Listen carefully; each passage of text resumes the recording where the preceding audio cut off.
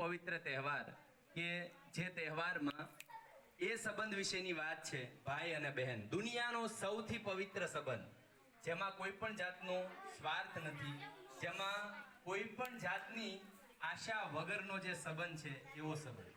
જ્યારે હૃદયમાંથી હંમેશાના માટે પ્રાર્થનાઓ નીકળતી હોય છે, ને એ પ્રાર્થનાઓ છેક ઈશ્વર સુધી પહોંચે છે, અને એ પ્રાર્થનાઓ ઈશ્વરને માનવી પણ પડે છે.